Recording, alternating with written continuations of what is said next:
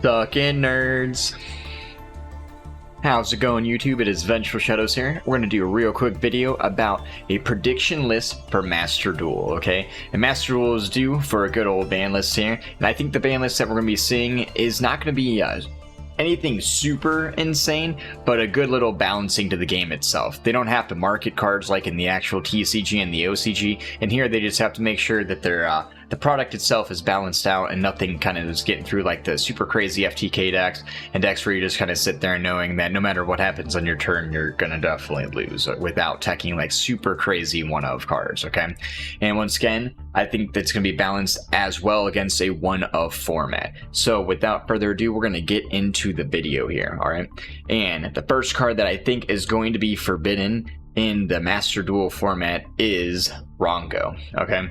As well as a few other ones that everyone else I'm sure has a lot of hatred towards. Rongo is one of the ones on the top of the list here because what essentially Rongo does is when you have 6 or more materials, you cannot play the game, okay? It's pretty much 5 because that's when it locks you out of the summoning, all right? But you're going to be able to wipe the board constantly on both players' turn. You're going to be locked out of summons. It is unaffected by card effects. It's going to have 3,000 attack, and then the player who has the Rongo is going to be able to just completely play the game as normal, okay? So like I said, I feel like certain decks are going to be weeded out of the format. Not necessarily decks, but cards that are just insane. Like Phantom Knights are a good deck to play. Without Rongo, they're a very consistent deck that has a lot of utility. We're going to be seeing them in the meta. But like even some of my friends that play Phantom Knights, they're like, oh, well, I might as well just play Rongo though, because if I open that and I can go into it, I win the duel. Like it is an auto win card. It's really hard to get around this. Like I said, Kaijus themselves don't even get over it because you block cards out of special summons, okay? You literally block the player out of special summoning. So Rongo is definitely the first on the list for me because it is a card that even with like things like skill drain, you can't even get around it, okay? It is unaffected by everything. Second card on the list, and I'm sure many are going to be very much on this is their first card, is VFD, the true king of all calamities. All right, and essentially it will turn all monsters your opponent controls to a certain attribute, and all cards of that attribute cannot activate their effects. All right, and much like Rongo, it's going to lock your opponent out of the extra deck or out of the actual like playing of their entire deck first turn. Okay, so you bring it out. Especially with Virtual World, sometimes you have other monsters on top of all of the calamities, so it makes it very, very hard to kind of get around. And it is definitely banned in the TCG right now, so it will probably follow suit in Master Duel very shortly, going banned as well. Because once again, not being able to play the game at all, being shut out of everything, kind of not really interactive, okay? Third card, and none other than Imperial Order. Imperial Order has been banned in the TCG and the OCG, and it would not surprise me at all if it gets banned in the Master Duel format as well. But this card basically outs all the outs that out the floodgates. There's a lot of floodgates in Master Duel. A lot of people have their opinions on the floodgates in Master Duel, but I feel like the floodgate that it essentially needs to go is the floodgate that stops the destruction of all of the other floodgates, okay? And that's Imperial Order, and I main it in my deck. I love it. It wins me a lot of games, but it's definitely a broken card. One card that stops essentially everything on the board, or like everything that is like the support, the draw cards, the search cards, the cards that blow up the spell traps. I mean, Imperial Order stops a very essential play in the deck, okay? And unless you hold off on like a Twin Twister or a Galaxy Cyclone, even if you're playing any of those, any of the quick plays that can quickly deal with Imperial Order in chain to it trying to negate one of your spell cards, you're not getting it off the board, okay? So Imperial Order overall insane card, and I think we're gonna be seeing that go to 0. Okay, next up, and this one's a little bit kind of a debatable one, and you guys are gonna see why. So that is Ben 10, okay? And not the man with the watch, but the lady with the fans, okay? And right now we see Drytron kind of really doing well, okay? I'm going to say that they're very kind of overperforming in some ways, all right? Not necessarily like all the time in tournaments, but you see them just kind of pop off when they go first. It's a very scary board to break at the very end. A lot of people hate Eva. I'm going to keep it real. I don't think Eva necessarily is the issue. I think the consistency over the end board kind of like wall is the thing we need to deal with here. And the big reason I say Ben 10 as well over Eva. Eva can help decks in the future that are fairies, but that's not the reason. I hate Natasha, okay? I'm gonna be honest, Natasha is insane. And loading up 3 Ben 10s in the graveyard, getting a super consistent board that even without Eva, you're gonna negate through a bunch of stuff anyways. And then you have a Natasha that can just start stealing everything. That's insane. That's actually ridiculous, okay? So Ben 10 getting hit saves a bunch of trouble with Eva not having to get hit, because once again, the end board will still be good, but a lot of times I have to dedicate Union carries to get their one of Eva to the graveyard. Okay, so it's good, it's really good, but Ben 10 cuts the ridiculous consistency down, as well as the late game plays with the Natasha. Okay, and if you haven't seen that yet, it's crazy. So trust me. Okay, look that up.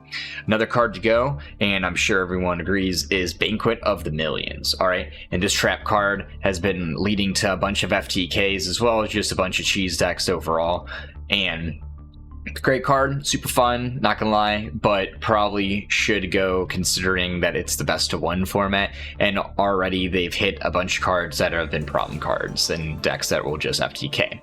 After that, I flashed that up early, is Crooked Cook, and once again, super cheese card, and I think we're gonna be seeing just a bunch of cheesy stuff go away. Instead of having to hit the Sharks or the Astrocrevo, just get rid of the Cook itself. Not super crazy on its own if that was the only thing you had to deal with, but the opponent will start kaijuing, lava goleming, having all sorts of outs to your one out that you'd have for the Cook, and it's going to lead to a loss, okay? And just sitting on 1 monster for the entire time, there's a reason we don't at the time have Mystic Mine, and you guys know me, I love Mystic Mine, but I understand why they don't have it in the forced 1 of game of Master Duel, okay? The last card I think that's going to be banned is Tri-Brigade Revolt, and this card's insane. Tri-Brigade is super good right now. I think it should remain good throughout the formats to come, but let's be honest, Revolt is a little over the top. Other decks don't even have Return from DD where they can just bring back monsters to summon, even if it would just negate their effects, okay? It's a crazy thing to refer to, but Revolt's insane. Summon a monster, banish, and then you get a bunch of chains off searches and everything else, okay? So definitely could go to 0. After that, we're going to be going to the limited list, all right? And the cards I think that are going to be going to 1 in Master Duel are, first and foremost, Royal Magical Library, okay? And I love the card. I don't want to ban the card. I don't want to say Exodia can't play Master Duel, okay? I think that's a little out of hand. So Royal Magical Library to 1 to just cut down the consistency of the build, and a lot of people are like, well, that won't do much to the consistency because they have that card that can just search Magical Library, which is why I also think cards such as Map might go to 1 as well, okay? So that's because, again, if there was another option other than Map, I could definitely be open to seeing stuff like that, because Map for other decks is nice, and I like having consistency cards like Map for other decks available to them to use, okay, instead of letting an FTK deck just ruin what they have, okay? But I do think cards like Royal Magical Library and Map will be going to 1 to, once again, trim down on the amount of FTK ability decks like Exodia have, and that includes cards like Treasure Panda as well, because if you haven't played the Royal Magical Library version, you played the Treasure Panda version, which in some ways can be a little scarier, maybe a little more consistent, but to me, I feel like I can out them more because my Maxies, my DD Crows, my Nibiru even kind of works against the deck, okay?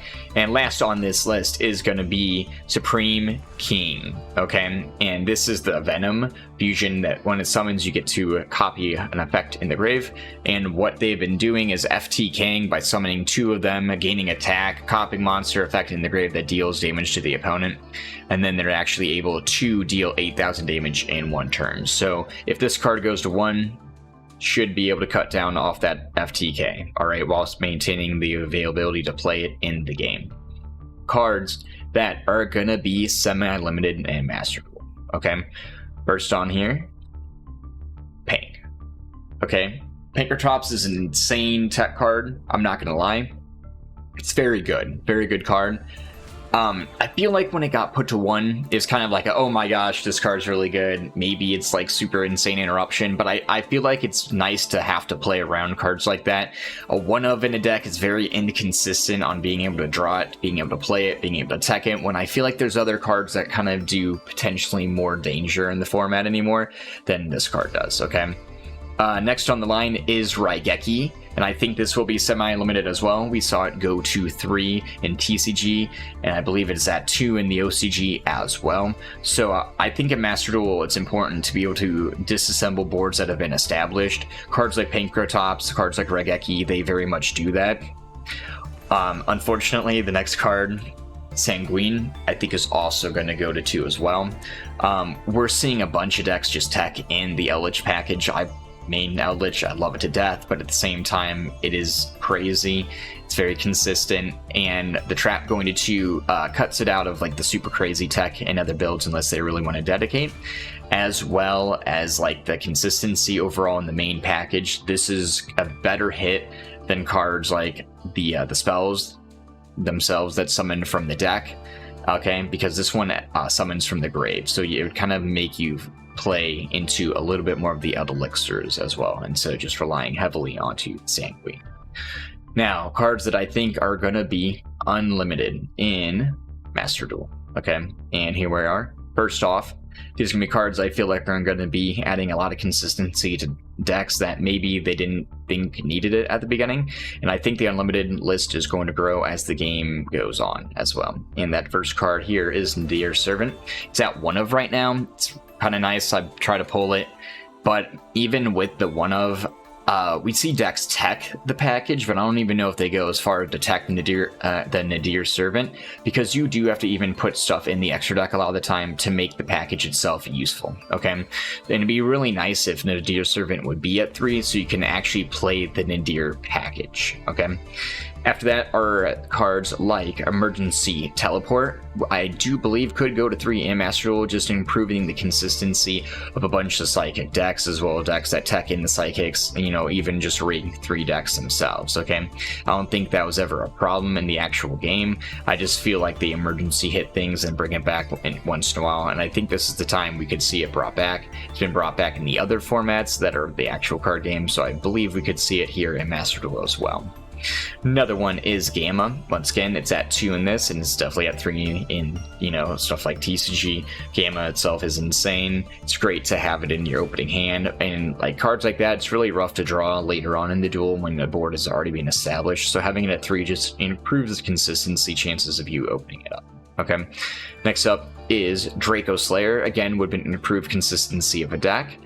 You know, it'd be really nice to be able to play Draco Slayers in this.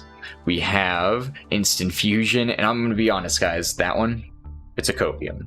It's copium. I'm going to keep it honest. I said this is like this main list, like this entire list, what I think Konami will do. Instant Fusion, I would love to see able to go to 3.